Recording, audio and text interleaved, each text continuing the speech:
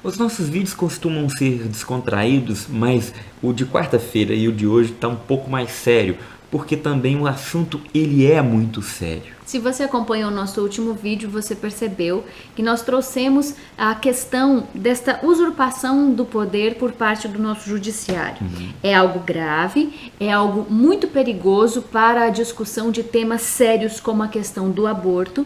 E por isso, no vídeo de hoje, nós vamos falar um pouco mais a respeito dessa questão, mas de uma forma diferente. Então você vai assistir um vídeo agora. Esse vídeo é mais completo. No último vídeo que a gente gravou, a gente falou um pouco, um resumo de tudo, mas este vídeo é mais completo, com falas de deputados, falas dos próprios ministros do Supremo. Então a gente vai perceber esse ativismo de maneira muito clara. A maneira de pensar de alguns ministros do STF beiram uma loucura, uma sandice. Parece que eles estão com síndrome de Deus, como afirma o deputado Magno Malta, que você vai ver nesse vídeo. Depois desse vídeo a gente volta também com uma orientação muito prática para você. O vídeo é um pouco longo, mas tenha paciência, porque vale a pena. E é preciso, é importante que a gente saiba o que está passando, saiba o que está vivendo o país e que a gente esteja por dentro, para poder saber também o que fazer. Acompanhe aí.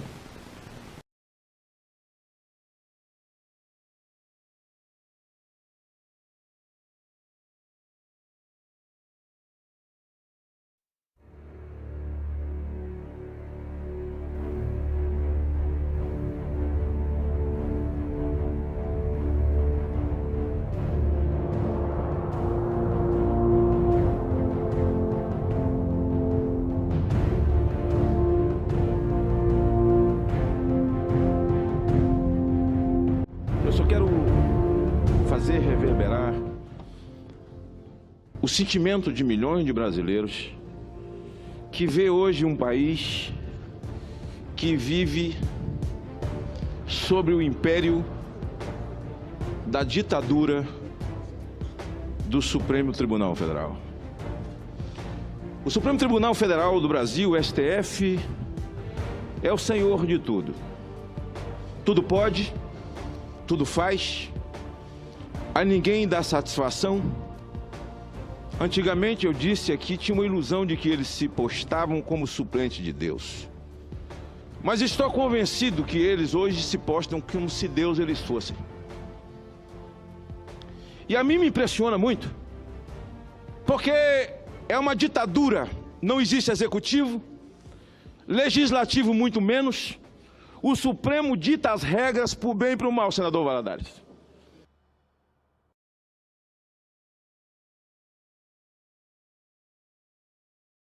Essa casa discute em comissões temáticas, comissões de mérito, CCJ, vai para a Câmara, plenário, debate, emenda, aprova uma lei.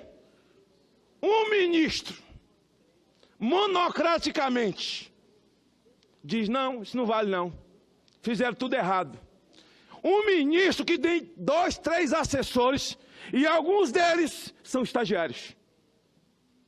Nós vamos ficar convivendo com isso até quando? A sociedade brasileira já não suporta mais esse contorcionismo jurídico que o Supremo Tribunal Federal tem feito. Essa lambança jurídica, esse país diz que quem é condenado em segunda instância está preso e preso. Agora eu quero saber de onde é que o ministro Toffoli sacou essa lambança jurídica para poder mandar Zé Disseu assistir o jogo da Copa em casa. Como nós não somos eleitos, nós temos um grau de independência maior, porque não devemos satisfação depois da investidura a absolutamente mais ninguém.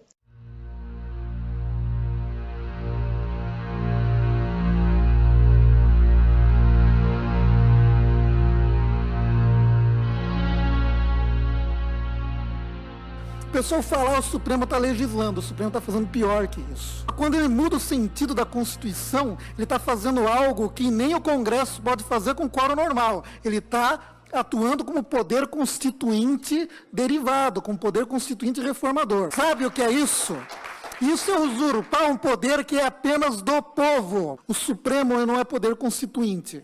Ontem, o ministro Barroso Ontem a ministra Rosa Weber, ontem o ministro Fachin, aliás, Barroso e Fachin, abortistas, defensores da legalização da maconha, ontem esses 3 suplentes de Deus, os suplentes de Deus decidiram ontem, Deus estava descansando e eles assumiram, decidiram que com 3 meses pode-se fazer aborto, pode se matar, pode assassinar. E 3 pessoas se reúnem e decidem que pode matar com 3 meses, com 12 semanas. Estão legislando sem ser legisladores. Quer legislar, ministro Barroso? Demita-se do ministério ou do seu posto de ministro e vai disputar a eleição. Para o senhor ver como é que é fácil. Não são legisladores. Precisamos tomar, senador Zé Medeiros, rapidamente uma medida, porque o que o Supremo fez ontem, esses 3 ministros, essa aberração contra a vida, nós temos que reagir. Essas questões todas deveriam realmente, como você afirmou, deveriam ser resolvidas pelo parlamento. Mas mesmo assim, nós temos que decidir. E por que nós temos que decidir? Como nós não somos eleitos, não devemos satisfação depois da investidura a absolutamente mais ninguém.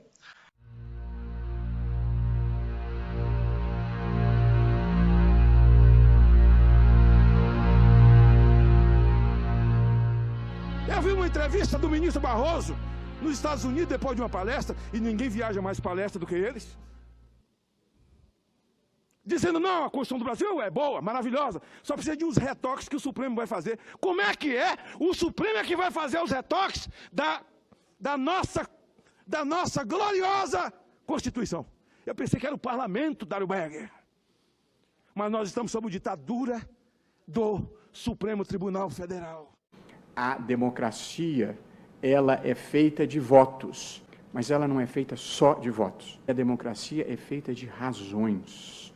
Portanto, é a capacidade de o judiciário fornecer razões para as suas decisões criativas que fazem com que as suas decisões tenham uma legitimação discursiva, que é a legitimação baseada nas razões. E ser capaz de convencer o auditório. O Supremo Tribunal Federal, ele tem como auditório a sociedade brasileira. Contorcionismo jurídico, zombando da sociedade brasileira. É necessário que essa casa chame a ministra presidente ou todos os seus ministros paulatinamente para que eles nos dêem uma aula e diga a atitude que eu tomei, despreparado. A atitude que eu tomei, otário, foi com base nisso. Eu diga, olha a atitude que eu tomei, porque eu sou Deus mesmo e faço o que eu quero. Porque Lewandowski veio nessa casa e rasgou aqui a Constituição na cara de todos nós.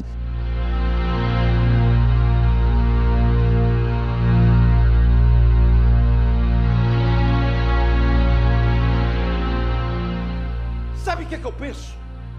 Nós não podemos assistir isso.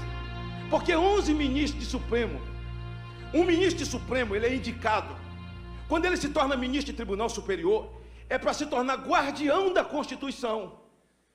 No Brasil tudo inverteu, cada um é uma Constituição. Cada um decide por si, fala por si conforme as suas convicções ideológicas. Porque o Supremo Tribunal Federal, cada um é uma Constituição e eles não têm mais vergonha de esconder isso. É um Big Brother, as câmeras estão filmando, a televisão está vendo. O ministro Barroso foi advogado das ONGs abortistas. Por ter sido advogado de ONG abortista, o seu escritório, com a vênia do grande investidor oportunista, Jorge Soros, ele não pode opinar sobre aborto. Criminalizar a mulher que não quis, não pôde muitas vezes ter o filho, é uma escolha absurda que, a meu ver, viola a dignidade da mulher. Criminalizar a posição do outro é uma forma autoritária e intolerante de viver a vida. Nós precisamos derrotar isso.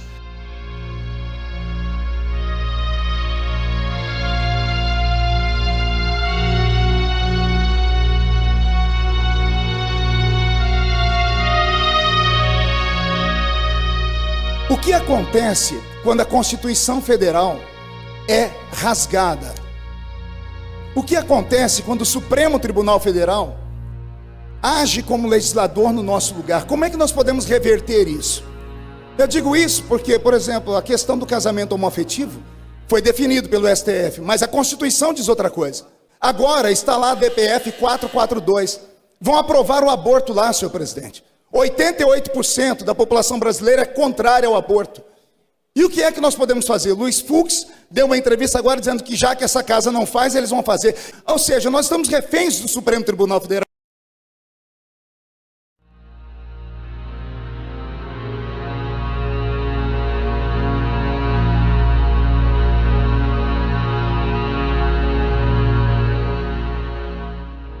Não há mecanismos de controle da Suprema Corte. Se amanhã, admitindo aqui o absurdo, só para fins exemplificativos, o Supremo dissesse que temos que cacarejar e andar de quatro quando passássemos em frente ao prédio, não haveria outra alternativa, senão a desobediência civil, se não quiséssemos nos adaptar à adesão do Supremo. Não há hoje um mecanismo de controle da Suprema Corte.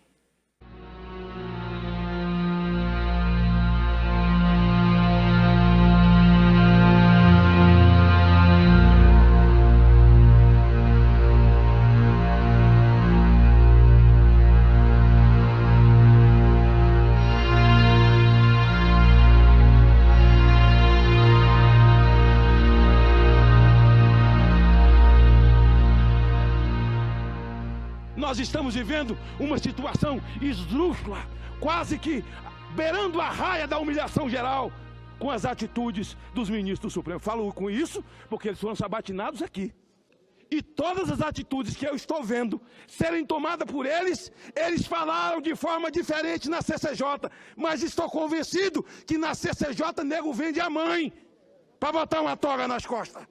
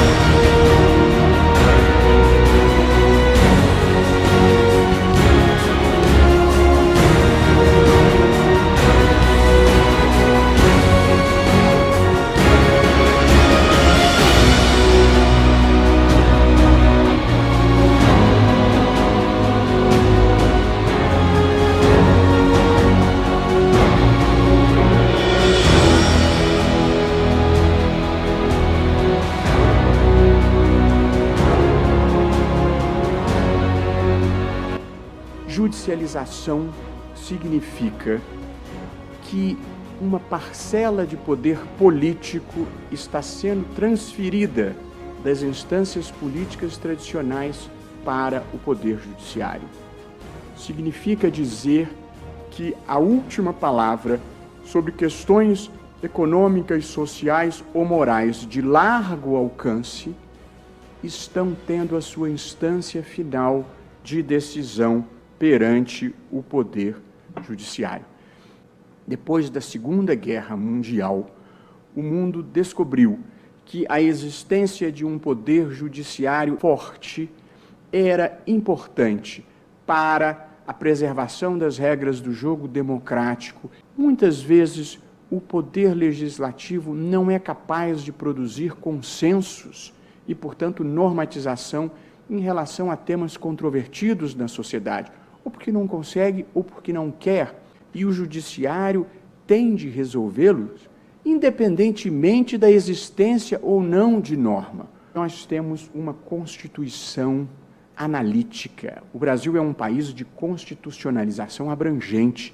Ou seja, a Constituição brasileira só não traz a pessoa amada em 3 dias, mas fora isso, quase tudo é possível obter-se com a boa manipulação da Constituição brasileira. E, evidentemente, constitucionalizar é, em ampla medida, judicializar. Porque constitucionalizar uma matéria significa tirá-la da política e trazê-la para o direito. O Supremo Tribunal Federal, diariamente, debocha de forma escarnecedora da sociedade brasileira. Quando uma Corte Constitucional declara a inconstitucionalidade de uma lei ou anula um ato do presidente da República, este órgão, o Supremo, por exemplo, cujos membros não tiveram nenhum votinho sequer, eles sobrepõem a sua vontade e fazem-na prevalecer sobre a decisão do Poder Legislativo que criou uma lei, ou fazem-na prevalecer sobre um ato do presidente da República eleito com mais de 50 milhões de votos. Este papel contramajoritário, hoje em dia, há um certo consenso de que este papel é democrático, porque quando o Judiciário, em nome da Constituição, invalida uma lei ou invalida um ato do Executivo, ele está fazendo isso em nome e em reforço da democracia, porque a democracia é mais do que a simples vontade da maioria. Também o Judiciário desempenha um papel representativo, porque em uma democracia, todo poder político é representativo, é de ser exercido em nome e no interesse do povo, de modo que o Judiciário também ele desempenha um papel representativo. Mas eu penso que o novo presidente da República precisa vir com a autoridade das ruas para mudar o texto no sentido da composição do Supremo Tribunal Federal, porque nós vamos esperar alguns que têm idade para ser presidente do Supremo 4 vezes. Alguém que tenha coragem de fazer mudar o texto e voltar a tal lei da bengala de 75 para 65, nós já aposentamos 6 de uma vez. E o mandato passa a ser 8 anos, tão somente. Aí ninguém é Deus. Ninguém pensa que é suplente de Deus. Mandato de 8 anos para ministro de Tribunal Superior. Porque como vamos conviver debaixo dessa ditadura? Votamos a lei, senador Eduardo Braga, e eles dizem, não, isso aí não está bom. Exige que os senhores tenham a coragem de dar um basta nisso para salvaguardar também a nossa democracia. É daqui que deve vir esse basta, pois se não vier daqui, senhores deputados, daqui do parlamento, se não vier esse basta, podem ter certeza, virá das ruas, com a força das ruas, das redes sociais, e se os senhores deputados se omitirem desse dever, a força que vem das ruas exigirá a contenção desse e demais abusos, às vezes de modo intempestivo e imprevisível. A ascensão do poder judiciário, eu registrei, é um fenômeno mundial potencializado por algumas circunstâncias brasileiras. A jurisdição constitucional deve alternar momentos de prudência com momentos de ousadia. E eu gosto de exemplificar esta minha concepção com uma brevíssima historinha, que é a história do equilibrista. A vida da gente, de cada pessoa e de cada instituição, é um equilíbrio permanente. Viver é se equilibrar. Vale para os anônimos, para os conhecidos, para os que têm poder, para os que não têm poder. Viver é se equilibrar. A gente está sempre se equilibrando e tomando cuidado para não cair. Às vezes a gente inclina um pouco para a esquerda, às vezes um pouco para a direita e segue em frente, se equilibrando. A plateia, Mauro, às vezes pode imaginar que o equilibrista está voando. A vida é feita de certas ilusões. Mas o equilibrista, ele tem que saber que ele está se equilibrando. Porque se ele achar que está voando, ele vai cair. E na vida real não tem rede.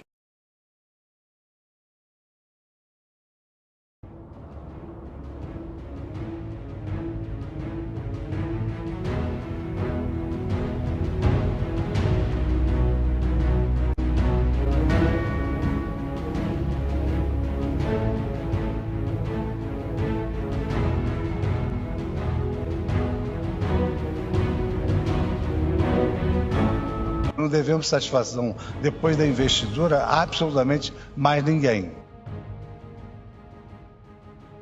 Então você percebeu que não é brincadeira, é muito grave. E o que a gente pode fazer? Nós podemos entrar em contato com os nossos representantes no Legislativo, os nossos deputados, e vamos exigir que seja votado e aprovado um PL, um projeto de lei, que é o PL 4754/2016, que prevê justamente esse crime de usurpar a competência dos poderes, né? No caso, a competência do Legislativo por parte do Judiciário. E você protege a autonomia dos três poderes, que é a base da democracia. Como já fizemos no último vídeo, vamos deixar aqui na descrição novamente os endereços, os telefones dos deputados para que você entre em contato, para que você expresse a eles, mesmo que seja para os seus assessores ou secretários, isso será passado para os deputados, o seu descontentamento com esta situação e esta necessidade que se vote este projeto de lei. Nós precisamos bater nesta tecla. Os deputados precisam votar e aprovar o PL 4754 em medida de urgência. É para agora, não dá para esperar. O legislativo, os deputados e senadores, eles não podem ser subjugados pelo judiciário como estão sendo. O que o STF tem feito com os nossos deputados é como se dissessem: vocês não têm a competência que a Constituição Federal deu a vocês. Nós agora definimos o que pode e o que não pode. A soberba tomou conta do STF e é preciso barrar isso agora. Envie seus e-mails, telefone aos deputados, nós precisamos votar agora, em medida de urgência, a PL 4754. E compartilhe esse vídeo para que mais pessoas tomem consciência também e possam fazer o que está ao seu alcance.